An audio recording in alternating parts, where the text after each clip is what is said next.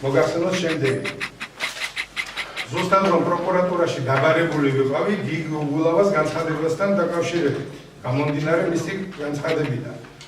რადგან მან განა ასეთი სიტყვები, რომ თურმე მერაბ რაფალას არც მის ამიტყავს რა ეწერა ჩვენებაში ისე მომეწეროს ხელი.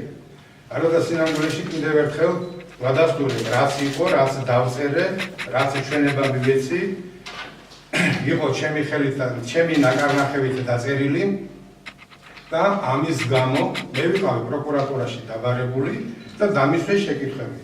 მართლა ხო არ ქონია ზეწოლას ადგილი ფინანსური პოლიციის თანამშრომლების მხრიდან ჩემზე, მიცემული ჩემი ჩვენება არის თუ არა სიმართლე და ვადასტურებ თუ არა იმას, რაც მე მივეცი წინათ ჩვენება საგამოძიებო დეპარტამენტს ფინანსურ პოლიციაში. რაც მე დავადასტურებ და ამის გამო ვიყავი დაბარებული პროკურატურაში.